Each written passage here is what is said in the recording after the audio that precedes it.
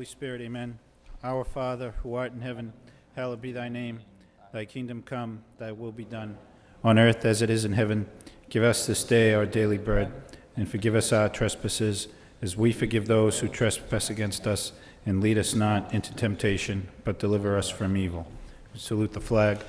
I pledge allegiance to the flag of the United States of America, and to the republic for which it stands, one nation, under God, indivisible, with liberty and justice for all. Roll call. Councilor Milanazzo. Here. Councilor Ramirez. Here. Councilor Caulfield. Here. Councilor Broderick, I'm sorry. Here. Councilor Caulfield. Here. Councilor Donahue. Here. Councilor Elliott. Here. Mayor Martin. Here. Councilor Armin Mercia. Councilor Rita Mercia. Here. 8 present, 1 absent. The first item is approval of the minutes from the April 11th meeting. Any corrections or deletions or additions? Hearing none. Motion to approve the minutes of the April 11th meeting by Councilor Elliott, seconded by Councilor Ramirez. All those in favor say aye. Any opposed? The minutes are approved. Under the city manager's portion of the agenda, we have an order, a 60-day trial in various locations pursuant to Chapter 13 of the Code of Ordinances of the City of Lowell, Massachusetts, concerning Section 13-6 thereof, entitled Temporary Experimental Regulations. Temporary traffic regulations are hereby implemented for a period of 60 days. Motion to waive the full reading by Councilor Caulfield, seconded by Councilor Broderick. All those in favor of that motion say aye. Any opposed? The motion to waive the full reading is approved. Second reading by title. An order pursuant to Chapter 13 of the Code of Ordinances of the City of Lowell, Massachusetts, concerning Section 13-6 thereof, entitled Temporary Experimental Regulations. Temporary traffic regulations are hereby implemented for a period of 60 days. And the regulations impacted are, I believe, certain no parking areas on Fleming Street, Westchester Street, Campbell Drive, Laura Street, and also handicap parking spaces on Crowley Street, Jackson, and Jackson Street. Any questions? Councilor Caulfield. Thank you, Mr. Mayor. This 60-day trial has to do with the safety of the children, the parents, at the Daly and the Bailey School. And as you know, the subcommittee brought this forward. We met with the school committee, subcommittee as well. And the congestion up there in the morning is serious, and something has to be done about it. So I want to thank Ann Barton and DPD for bringing this forward. It is a 60-day trial, and hopefully some good will come out of this. Thank you.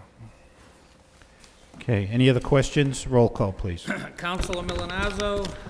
Yes. Councilor Ramirez. Yes. Councilor Broderick. Yes. Councilor Caulfield. Yes. Councilor Donahue. Yes. Councilor Elliott. Yes. Mayor Martin. Yes. Councilor Armin Mercia. Councilor Rita Mercia. Yes. 8 yeas, 1 absent.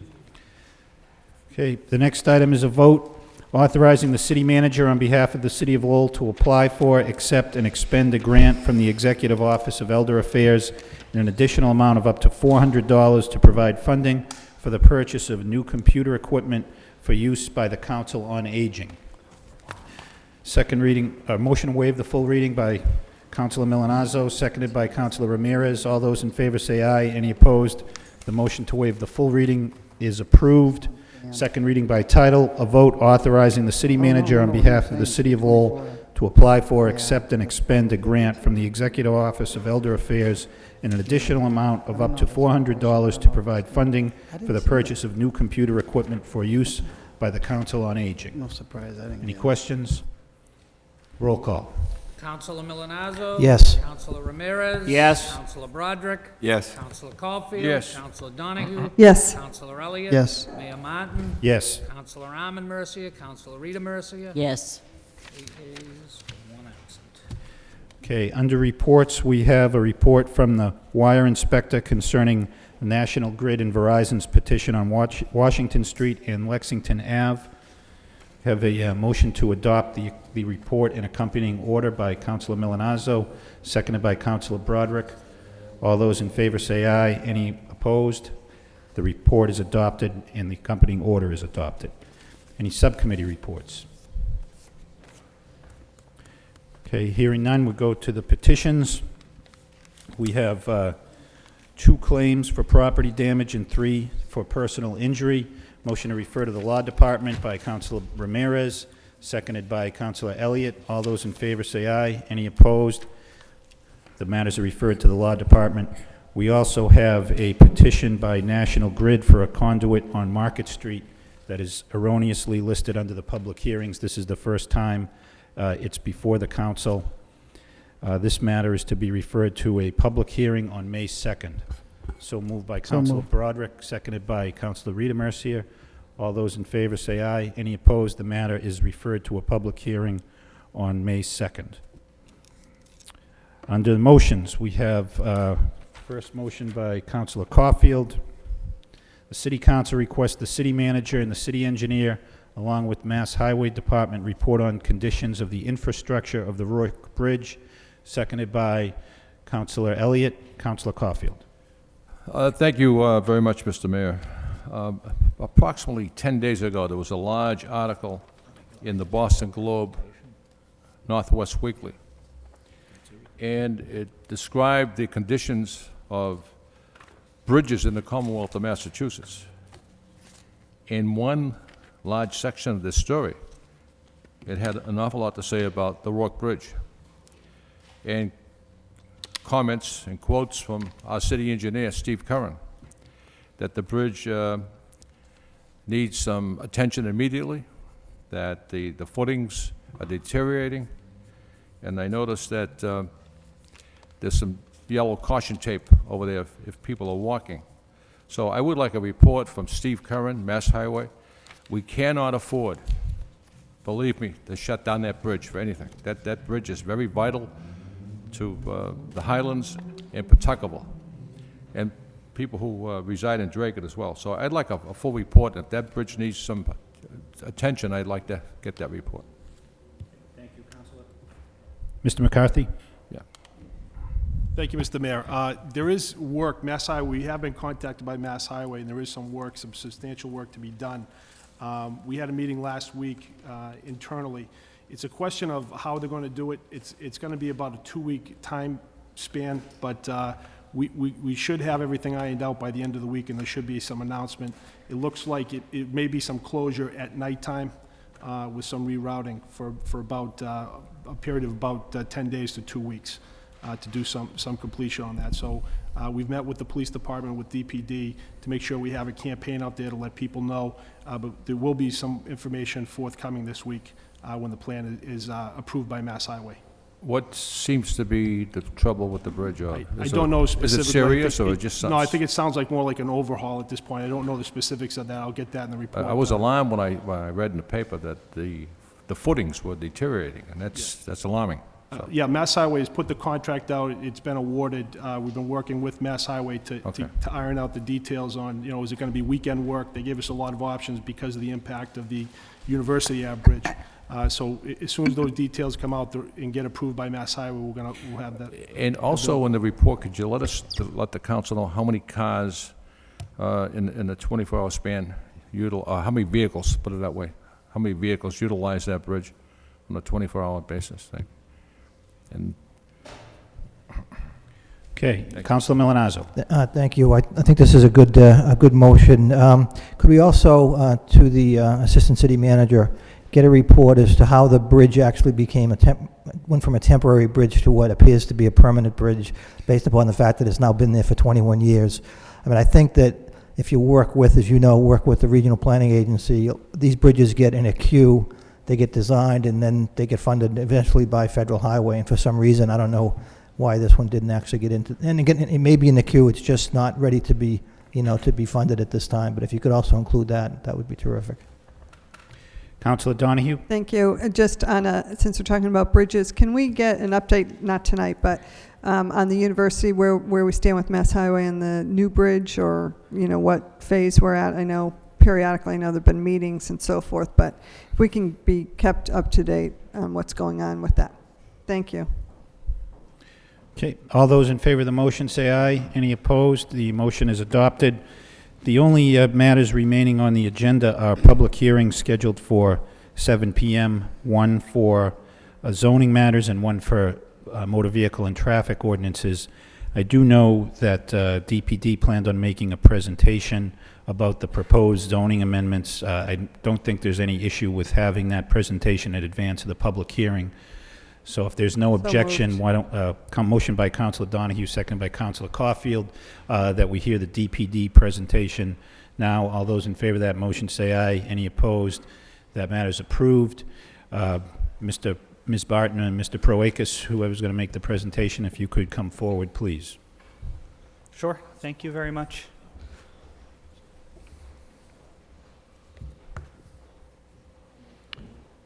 Thank you. I'd like to thank all of you for hearing us tonight. Mr. Mayor, councilors, and Mr. Assistant City Manager and CFO and the rest of our staff here. I thank you very much.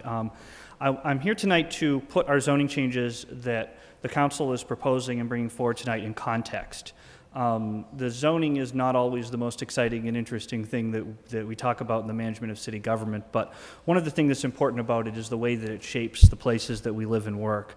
And this council and its immediate predecessors have been working very hard on addressing issues of how zoning has impacted neighborhood character, housing, land use, and the ability to build and regulate the built form around us. So what I want to do is discuss some of the intent and objectives of zoning ordinance revisions that that the council has worked on in the past.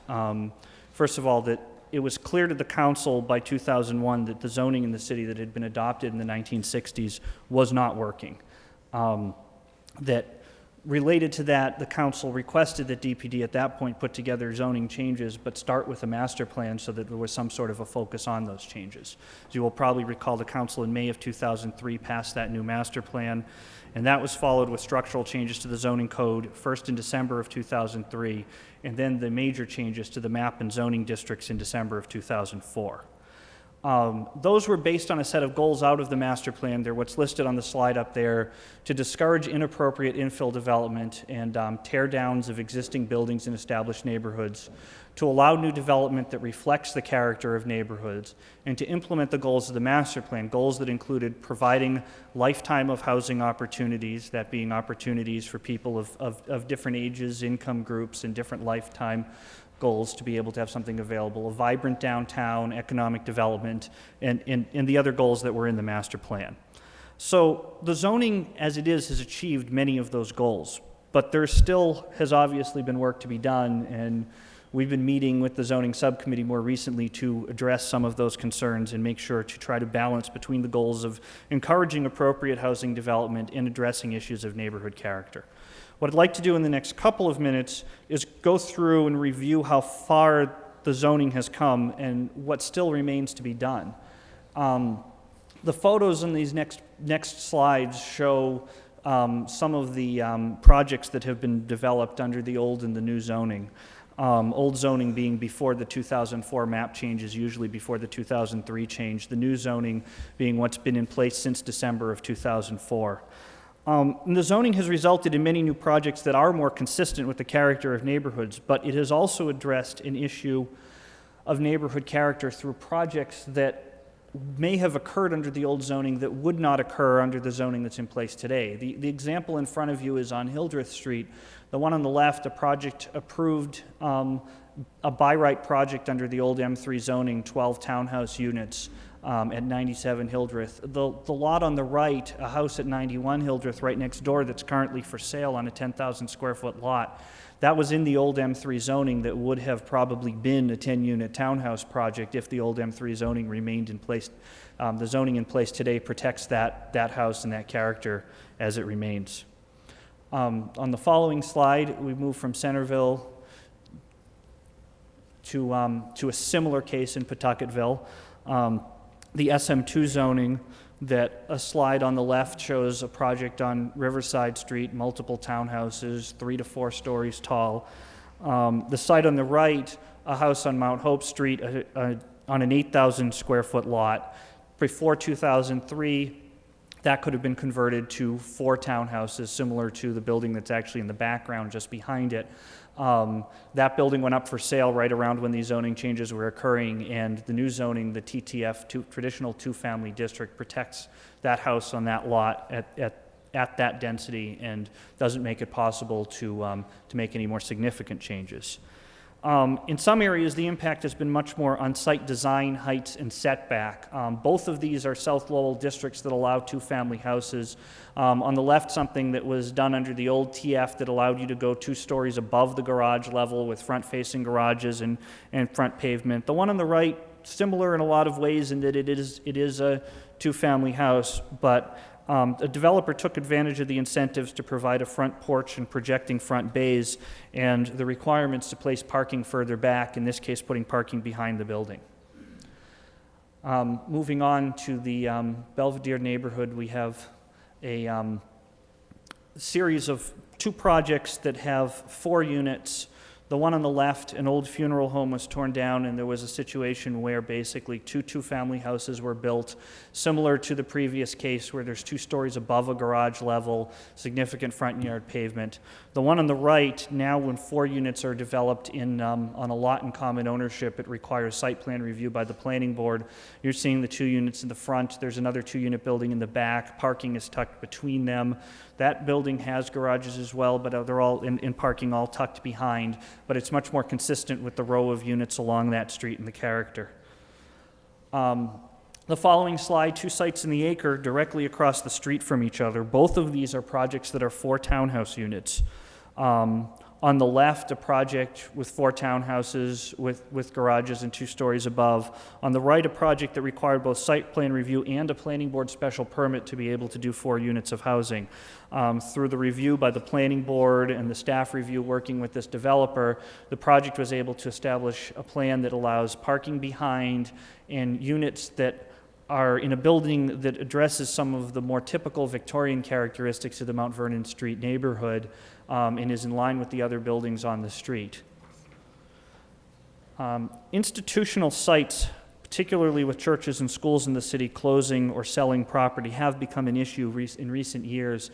On the left at 50 Liberty Street, developed just before our zoning changes, a former church site was torn down, and the way these buildings are set on the site, the backs of the buildings are more visible than the front. As you come up Liberty Street from Chelmsford, you see back decks and the backs of the units. On the right at 100 Rogers Street, a project that took advantage of our new building conversion ordinance, converting the old Lithuanian church on the site into 8 townhouse units built inside the church building. The character of the neighborhood remains because the building remains as it was, and the impact on that site is a lot less significant than it would be if that church was torn down and replaced with something new. And finally, on Westford Street in the Highlands, this is the site that the zoning subcommittee has been discussing for the past few weeks. This is an area on both sides of this street that have changed from the old SM2 zoning to the traditional neighborhood multifamily, the TMF zone. Under SM2, if a house on a lot over 10,000 square feet became available, often they were torn down when they were sold and replaced by a developer with something like the site on the left, which is 6 units, turned sideways, and the TMF district doesn't allow such design. It also works to discourage tear-downs by requiring projects of a certain number of new units to come before the planning board for a site plan review and special permit. On the right, the blue Victorian that's on that site was sold and had a large yard space that was next door. The building was purchased by a developer who kept the Victorian and then proceeded to build 2 additional units. Those 2 units were built one behind another. You can see just the little bit of that unit in the back in that picture as it was drawn. The 2 units, while saving the existing house and being an improvement over the SM2 zoning, still provided a number of design concerns and density concerns that we worked with the subcommittee to address through the series of changes that have been packaged together for tonight. So based upon the issues that came up at Westford Street and some similar types of developments that established the idea that while this has been a significant improvement from where we were in the past, there are still a number of steps to go to address concerns of design and density and development character. The subcommittee worked with our assistance to put together and sort through some of the lists of concerns and proposals to bring forth the package that is going to be discussed in the public hearing tonight. That is part of what we have developed into being and would like to work with the subcommittee on as a two-phase process. Since some of the issues are more design-based than density-based and than regulatory-based, what the subcommittee would like to do, and we'd like to work with the subcommittee on over the next 6 months, is addressing some of the additional design concerns in addition to these implementation steps. So this is a first part of what could be to come. It addresses 8 specific issues that are outlined in the cover letter that's attached to the zoning amendment that's going to be presented. And I'll just review through the 8, and we'll also be available to answer questions about this as well as Phase 2 further along after the public hearing. Those 8 elements include increasing minimum lot area per dwelling unit in the TTF and TMF district. In TTF from 3,000 to 4,000, in TMF from 2,500 to 4,000 per dwelling unit for multifamily projects. Doubling the required usable open space in both of those districts.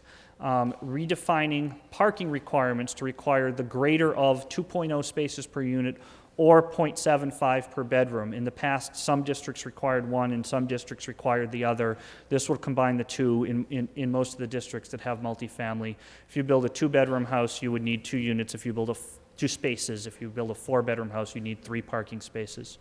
Number 4 on that list, institute a special permit process in cases where off-street parking areas are being used to meet off-site off-street parking areas are being used to meet requirements for residential projects in a number of districts. Currently, that's allowed by right. Number 5, establishing criteria for consideration by the ZBA and the Planning Board in reviewing special use permit applications. A lot of those criteria have been in the Planning Board's application form for a while. By putting them into the zoning, it gives a little more teeth to a board decision on being able to reference specific reasons to approve or deny a project. Define and regulate narcotic detoxification and maintenance facilities. That includes methadone clinics. This was an ordinance to regulate these types of facilities, regulate the special permit conditions under which they can be approved in locations where they would be appropriate or inappropriate. That was something that was worked on with the law department within the standards of what was available by law to do that. Establish new special permits for projects creating 2 or more new dwelling units on sites with an existing residence. That would address issues similar to Westford Street and put those in front of the planning board, even if they were allowed under the lot area per dwelling unit numbers above. And some technical clarifications to 2 of the sections that just needed to be cleaned up in terms of wording. For Phase 2, what the subcommittee would still like to work on, and we'd still like to work with them on over the next 6 months, is to address the idea that where there has been the most success has been in addressing the design of appropriate infill projects. Projects that don't necessarily come in for a review don't always have that level of design review, and there are a number of ways to address that. One is a formalized review system, whether that be a staff review, a design review board that would be recommending things to either the boards or additional special permits. Or you could go with form-based codes and mandated design standards where you write more of those standards into the code. And finally, as part of that, implementing some of the goals, we're working on the Pawtucketville Neighborhood Plan, which will be forthcoming, which has some zoning goals, as well as the Envisioning Centerville Neighborhood Planning process, which was done through DPD with an MIT design class last fall, and included some plans for implementing some zoning changes in the Bridge Street area. So we hope that all of those will be addressed as part of Phase 2. Thank you. Thank you, Mr. Proakis. I think it may make sense to first open the public hearing. To do that, I think what's proposed or envisioned tonight is a joint hearing of the council and planning board. Is there a motion to, when we need the consent of each body, on the council side, a motion to conduct a joint public hearing by Councilor Ramirez, seconded by Councilor Rita Mercier. All those in favor say aye. Any opposed? Okay. And if we could have the planning board conduct that deliberation. So moved and approved by the planning board as well. Okay, so why don't we open the public hearing? And first, we would invite comments from those wishing to speak in favor of the proposed ordinance. Those wishing to speak in favor? Anybody wishing to speak in favor? Okay, that portion of the public hearing is closed. Anybody wishing to speak in opposition? In opposition?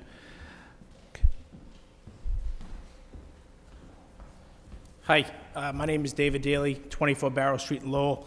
I'm here tonight to not speak specifically against the proposed changes, but more so in support of making them not as drastic, I guess. I've had the opportunity to work with the planning department. Mount Vernon Street, our project was up there. Acton Street actually was up there at a subcommittee meeting. And Roger Street, and the process that we derived is sitting down and sitting with the DPD and working out layouts of the units that work for the city. The problem with this zoning is the fact that something like what we built on Mount Vernon Street couldn't be achieved. And that's my issue. I think it's more of a shotgun approach to zoning because the issues I see were some poor developments. And the developments that really were triggered such the notoriously, well, I guess poor development on Westford Street could have been achieved if it was done correctly or gone through a special permit such as, over 2 units. And that's what I'm looking for tonight, to take into consideration the fact that you can achieve good development through a process. And what I'm looking to do is have anything over 2 unit, currently it's 4 units or above, to go through either the zoning board or the planning board, and to have a requirement to work with the DPD and then set up a formalized revision process of the development, and not necessarily change the open space or the law per dwelling unit, but if you achieve this newly revised process and work with the DPD, I think you can come up with some good developments like we did on Mount Vernon Street, on Roger Street, and I think it would benefit the city and the developer. The process, I work with George and James on a couple of these processes in the planning board, and I think the results speak for themselves. I think these negative projects, again, I don't want to focus too much on them, are the ones that did not require site plan review, that were there by right. And the real negative problems with these were the loopholes in the zoning, i.e. the back porch, front porch facing the back porch, or that they were stacked housing. And that's, if, a nice 2-family on Westford Street would have worked. I mean, it would have been traditional, it would have mimicked the character of the neighborhood.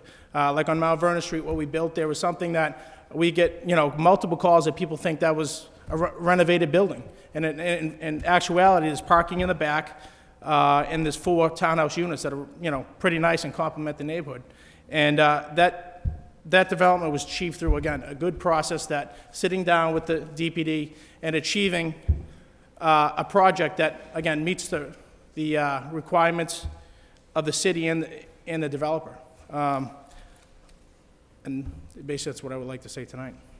Okay, thank you, Mr. Thank you. Daly. Others wishing to speak in opposition to the proposed ordinance? Others wishing to speak in opposition? Hearing none, that portion of the public hearing is closed. I think it's appropriate first to hear questions and comments from city council members, and then we'll entertain the same from the planning board. Councilor Caulfield. Thank you, Mr. Mayor. Mr. Parakis, I just want to ask you about number 5. I brought this up at the subcommittee meetings. This means that the Zoning Board of Appeals and the Planning Board would have to be involved in some major developments. That's all. Would be under the special permit?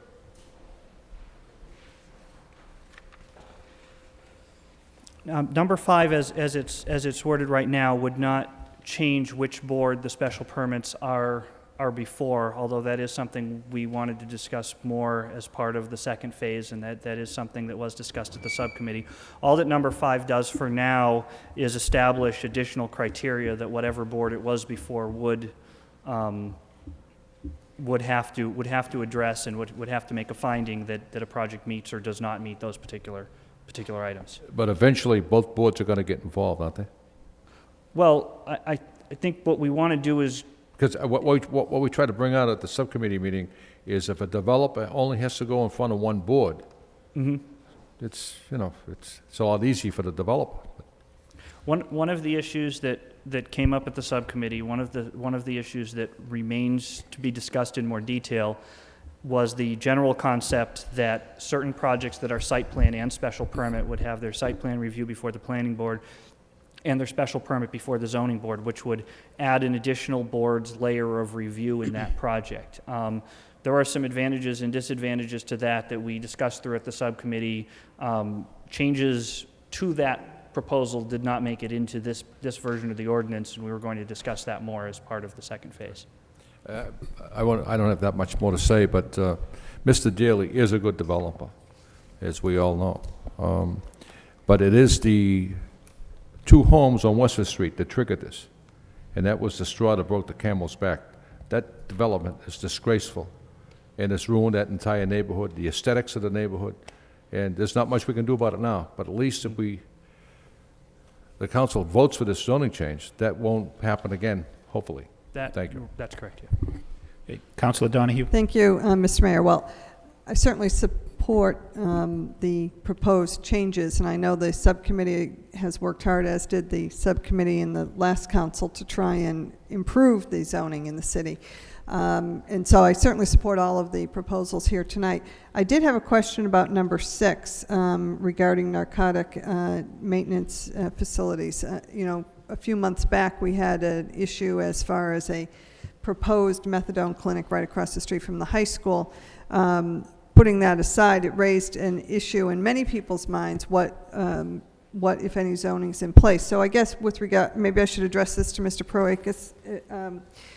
Sure. What change or how would it be handled under the new zoning? So, for example, if it's an inappropriate location or, you know, not needed because we already have other facilities, is there a zoning regulation that can be put in place so the city has some control over those things? We worked with the law department and the subcommittee to craft a more specific regulation on here for those types of uses that goes about as far as the law department felt comfortable that you can go under zoning to regulate those facilities. Under the zoning in place today, they are a special permit use. They would have required a review by the Zoning Board of Appeals, subject to the standard issues that a zoning board reviews for any other facility that's a special permit, whether it be a gas station or a drive-through. What this particular provision does is it adds specific requirements that the specific findings the zoning board must make, that it meet a demonstrated need, that it provide an indoor waiting area, that it provide adequate drop-off and pickup, that it provide adequate security, and that it address traffic issues. In addition to that, being that there are some specific problems that occur when one of these facilities are located near a school, it establishes that you cannot have any such facility within 750 feet of a school. It also establishes, because there are some specific challenges that occur when you have multiple facilities within a certain distance of each other, that if one facility has a higher level of screening than the other, that it may cause people to shift from one facility to another, which isn't good for the overall treatment of these types of facilities. It rules that if within 5,000 feet of another facility, you can't have 2 of them within 5,000 feet of each other. In this particular case, we do have one in Lowell, and it would mean that you couldn't have another within 5,000 feet of that particular location. You couldn't even apply to the zoning board for the special permit in those cases. In other cases, you could apply, but would have to meet those needs. Okay, well, I mean, and I understand that there are legal ramifications, but, and that they would have to go through the state for certain approval and licensing, but at least it's good to know that on a local level, we can address some issues. Certainly there's a need for these facilities, but it's a question of, you know, a number of other factors that if we have some say on a local level, then, you know, I just wanted to know what the change was. So thank you. Councilor Broderick? Thank you, Mr. Mayor. I am the chairman on the subcommittee and certainly support the changes. I do want to thank Mr. Proakis, Adam Backey, and Ian Barton, and James Erickson in the DPD department that put this all together. We gave them our concerns for the, you know, through the council and for the council through the subcommittee, and they come up with some great ideas. This is phase 1 only, which deals just with the density, and I think personally the more important is the design phase 2, which is going to be the design controls, which is, as we discussed, is going to help control and make for good development. This will help restrict it in the interim, and maybe, as Mr. Daly has asked, we'll be able to change the lot size. I don't know if that'll get any support, but it's something that can be considered as we get the phase 2 implemented down the road. no pressure, George, but hopefully less than 6 months, and try and ensure that we'll have good development in these infill projects, which has been a major concern in the city. Thank you. Okay, thank you. Councilor Rita Mercier. Thank you, Mr. Mayor. I commend all those that took the time and trouble to put together these new zoning changes. And I'm sorry that we didn't have it long ago so that we could have preserved the integrity and character of the neighborhoods in the past, but at least there's something forward today, and I look forward to the new changes that we probably overlooked, but I support this. This is great, and I'm glad to see number 6 that defines and regulates the detoxification and maintain facilities that probably would have been in this downtown right next to the school. So this kind of addresses quite a few things that we had concerned about, the parking issue, the putting multiple family dwellings on a postage stamp, which is absolutely not fair and not right to the character of the neighborhood. So I support this. Thank you. Thank you. Councilor Milonazo. Thank you, Mr. Mayor. I, too, serve on the zoning subcommittee along with Chairman Broderick and Councilor Elliott, and I think it's been a real hands-on experience for me over the last couple of years putting these zoning changes in place, and I, too, want to commend the planning department, the planning board, and others who've worked so diligently on putting these in place. I do have 2 questions, though. I did receive an email on Friday from a constituent asking about special permits, and if, in fact, I think I know the answer, but just to get it out there publicly, whether or not special permits are transferable upon sale. If I have a special permit associated with a property or attached to a property, if I sell that property, that special permit go to the new owner, I guess through you to the solicitor. Yeah, Mr. Fenton.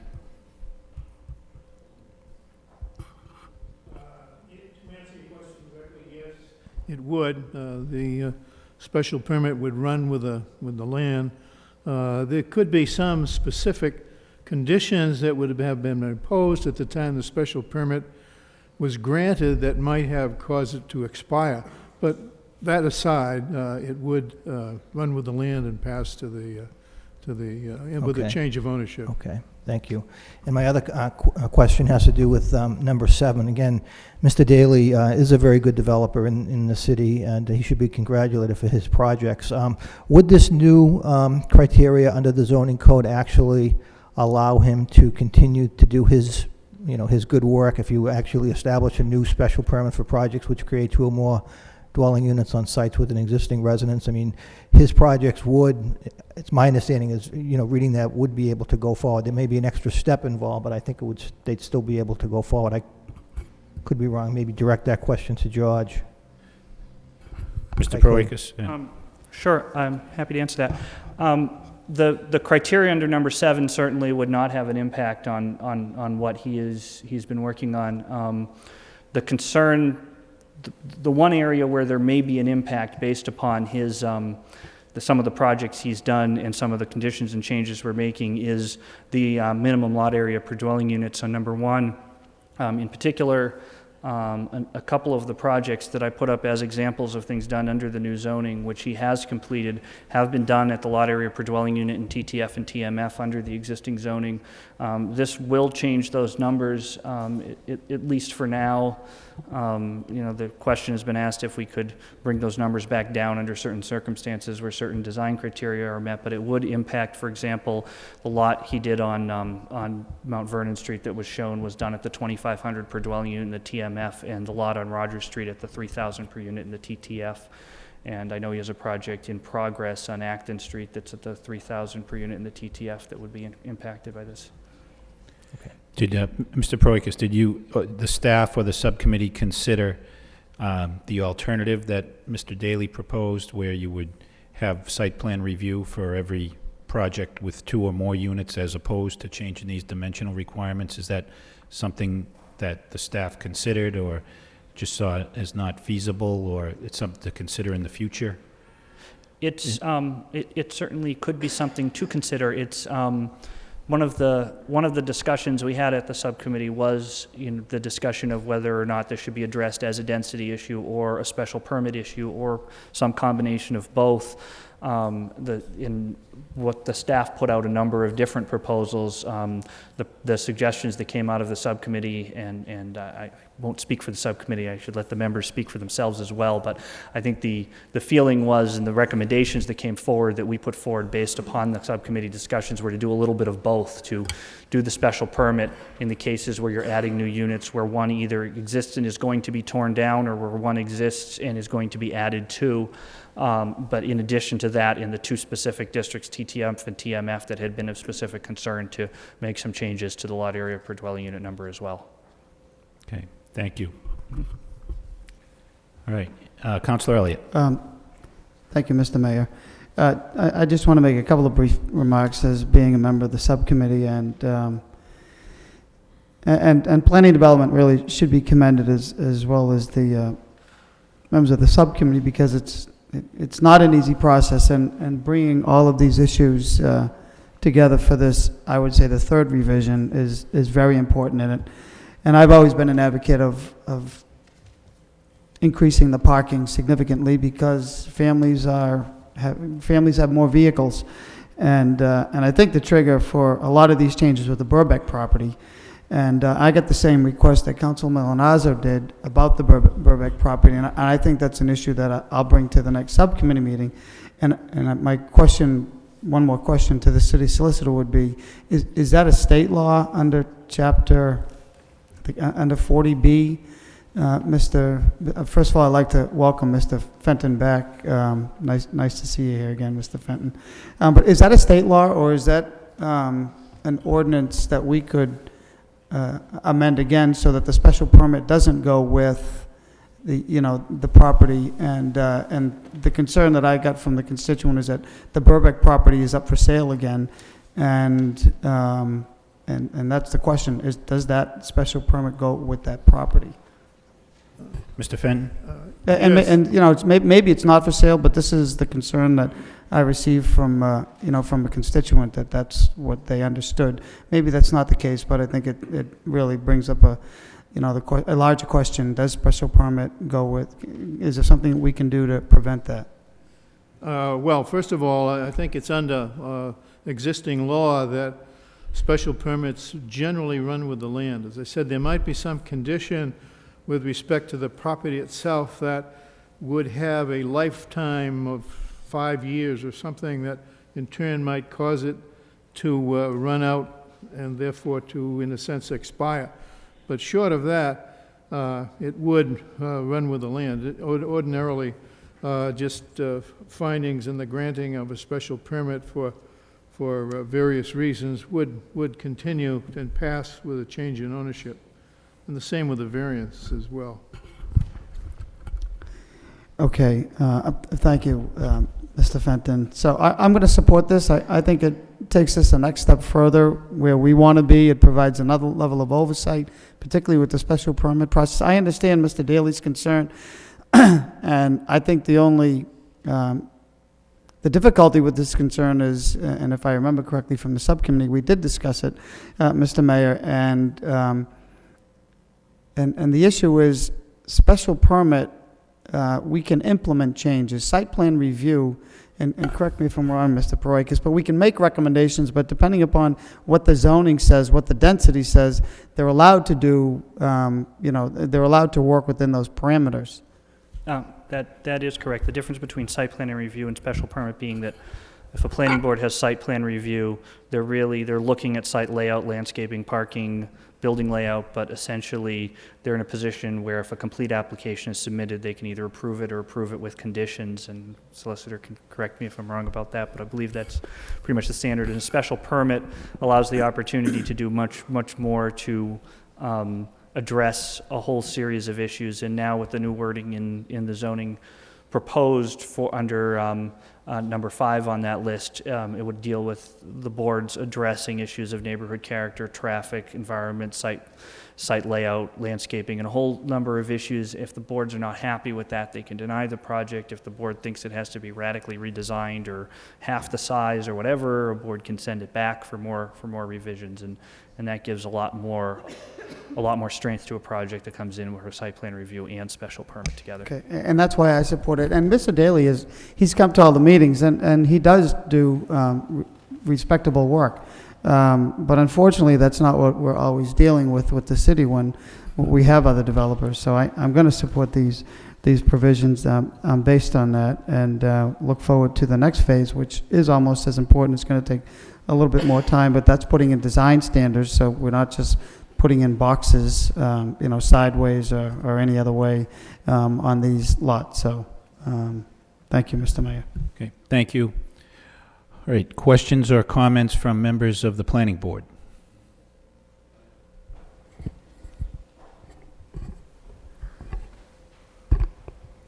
I'm certainly in support of what you've done here. I think there's a couple of key things that I see.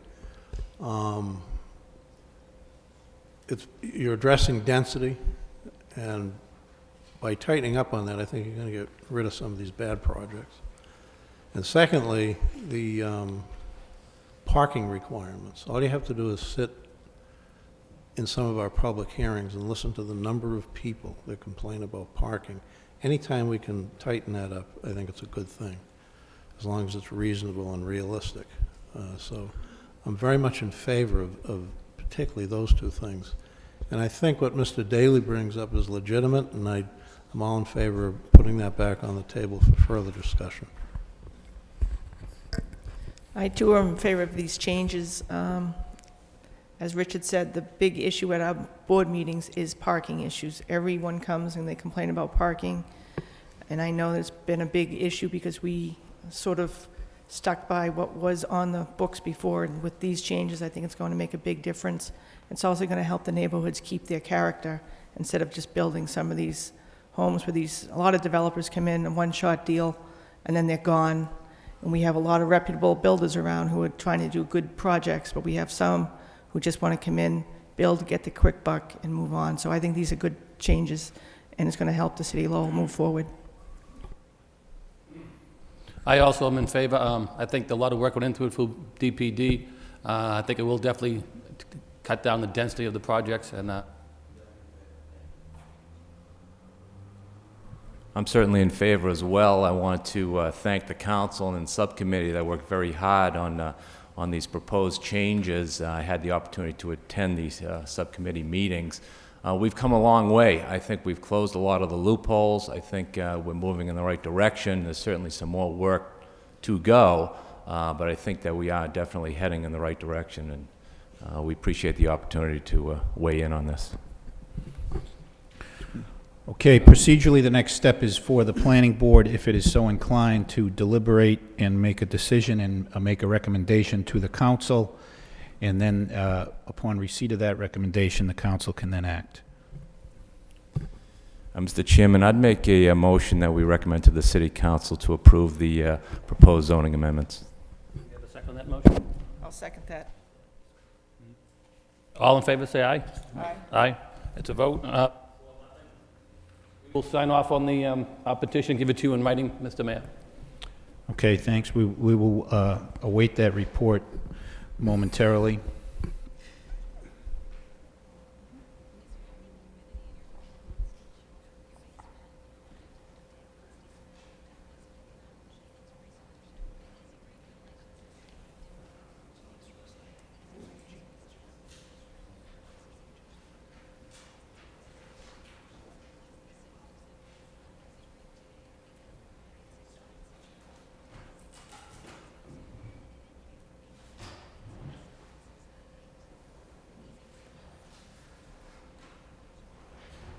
Okay, the city clerk, having received the report of the planning board, the recommendation being to adopt the proposed ordinance changes, what is the wish of the council?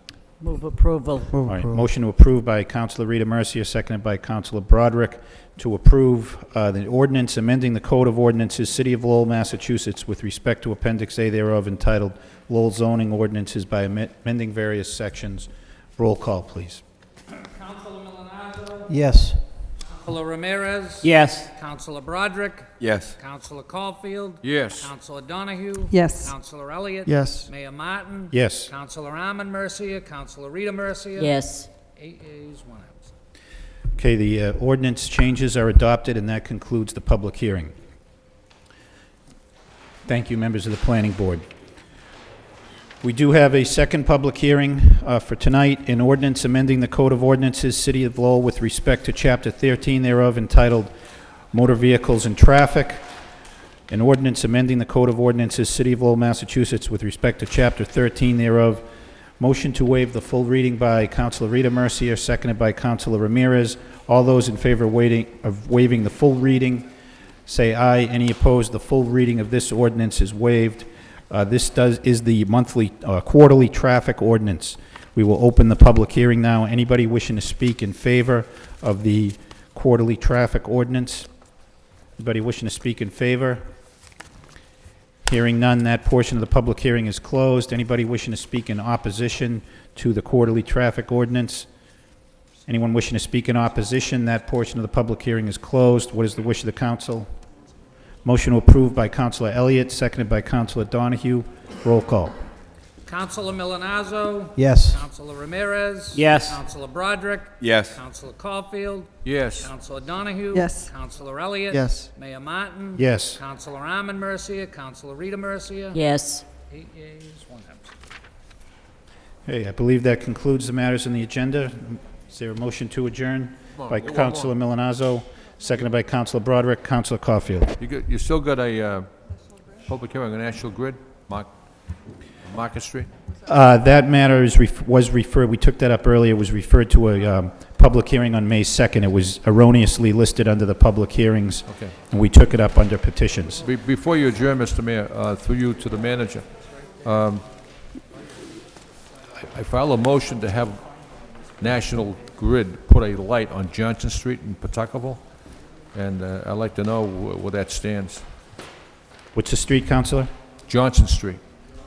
Right.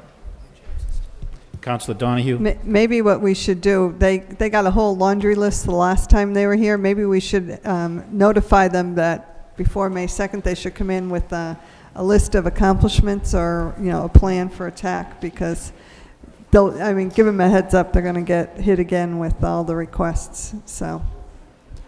Okay.